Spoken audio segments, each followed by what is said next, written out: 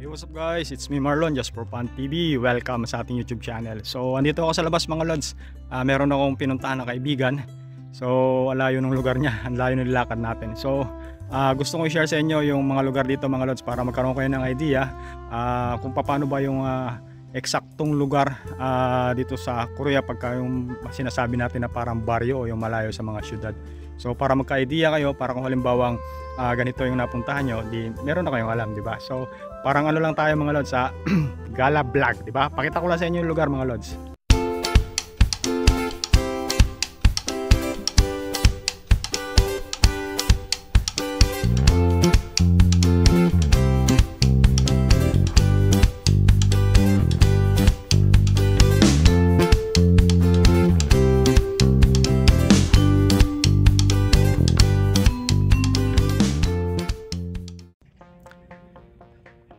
So ayan mga lods, kung nakikita nyo, dikit-dikit yung mga factory. So iba-ibang ano yan, iba-ibang mga pangalan. Ayan, may nakita ba kayong container? Ayan, familiar ba yung mga container mga lods? So container. So kagaya nga nung nakaraan na vlog natin, usually na mga pabahay rito, pag mga ganitong mga lugar, mga container mga lods. So ayan, dikit-dikit mga container. Ayun, container.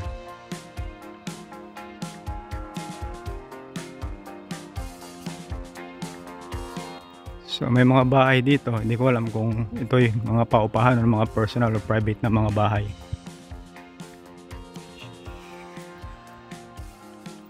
Dito sa Korea mga lods, dikit-dikit ang mga factory dito. Kaya no wonder na tuloy-tuloy ang pag-hire nila ng mga foreign workers. So remember mga lods hindi lang Pilipinas ang pinagkukunan nila ng mga foreign workers. 16 tayo na bansa, 16 countries dito sa Asia na pinagkukunan nila ng mga foreign workers. Wow! Imagine nyo kung gaano karami yan, di ba? Tapos sa isang taon, libo-libo yung pumapasok dito na workers. Dahil sa napakaraming factory or trabaho dito sa South Korea. Di ba?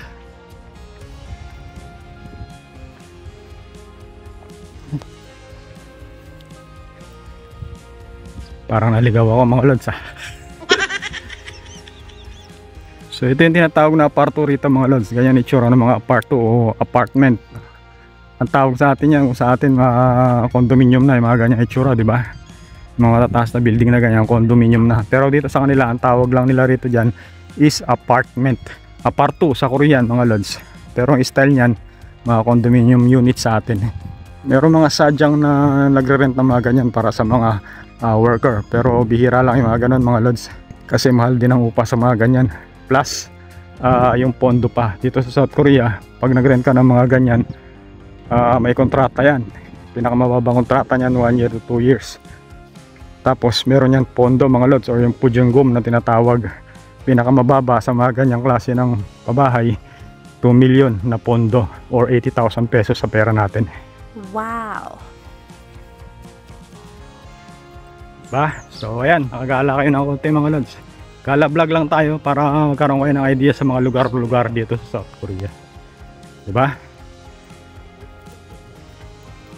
Pilipina yung dalawa na yun mga lods. Parang parting Bisaya sila. Hindi ko alam saan sila nakatira dito. Bisaya yung salita, mga taga Cebu. May sasakyan sila. Siguro ito asawa ng mga Korean or Korean citizen. Ayan. Tumingin pa si ate. So ganito lugar ng mga ano rito mga lods, aparto o apartment. Ayan.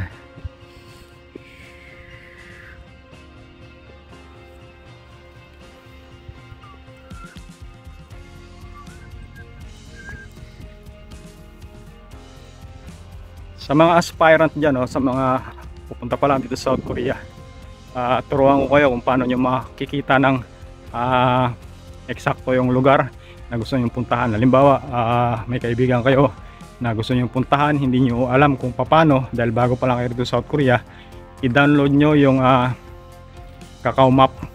Navigation yun para sa bike, para sa sasakyan, para sa bus, at para sa paglalakad.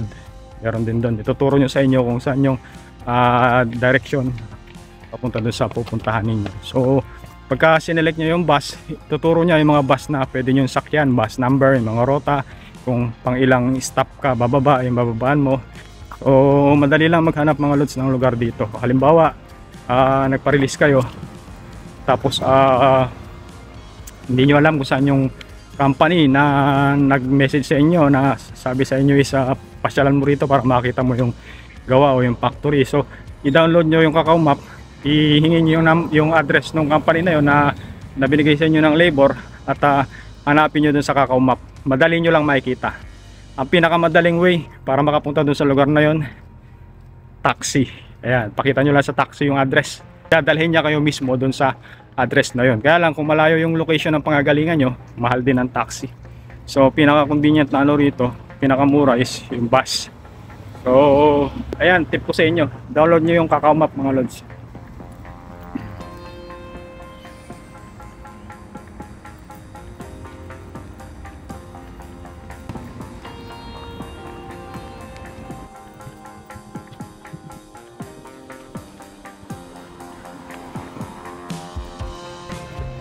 So ang weather ngayon dito mga lods, today is March 23, tama ba? So Sabado. Akala ko nga linggo ngayon kaya pumasyal ako, yung pala Sabado pa lang, may pasok pa tayo mamaya. So natulog lang ako ng 3 oras kasi nga importante yung sadya natin doon sa kaibigan, kaya pinuntahan ko. So March 23, Sabado, spring na mga lods dito sa South Korea. So hindi na ganoon kalamig, malamig na lang sa gabi at madaling araw. Init na init nga ako kanina dito sa suot ko Ayan. Ayan, pwede ka na mag-sweater na lang, pero sa gabi medyo malamig pa. So next month, umpisa na ng cherry blossom dito mga lods. At hopefully sana makagala tayo para may pakita ko sa inyo yung cherry blossom, di ba? Ano, gusto niyo ba?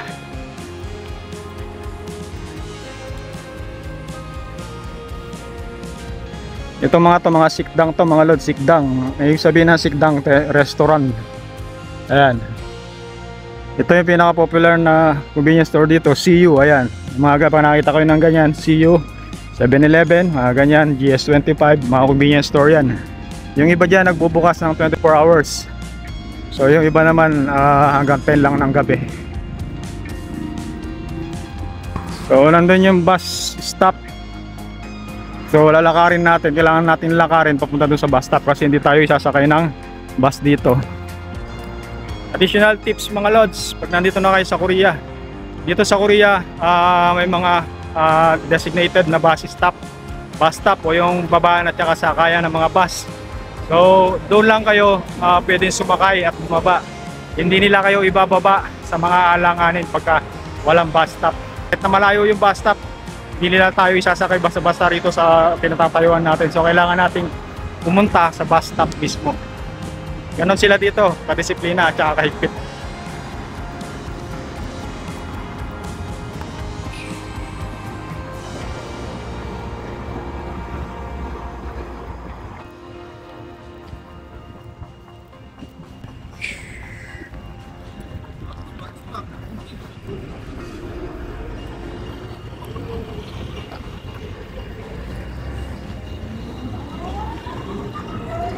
So nandito na tayo sa bus stop mga lods. Ayan, yung bus stop nila rito high-tech mga lods. Makikita mo kung ilang minutes pa bago dumating yung bus na inaabangan mo. Kung ano ngayon, date, pagkatapos yung temperature, di ba? Nakasulat lahat, makikita mo rito.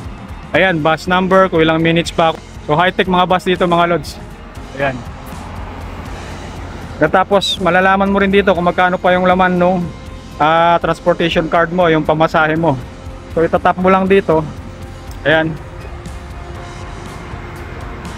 Ayun, lumabas 8,650 yung balance.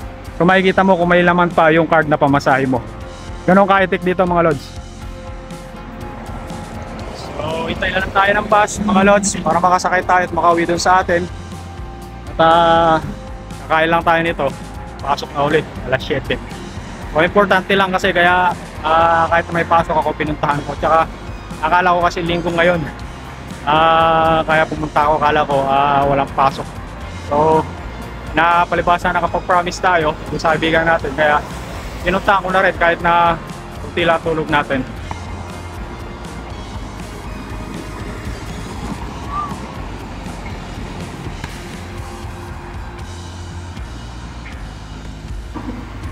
Ayan sa mga bus stop mga lods, nakikita nyo yung mga bus number. Ayan, bus number tsaka yung ruta. Kung mapapansin nyo, wala mga English translation dyan mga lods, wala English, so kailangan marunong kayo magbasa ng Korean.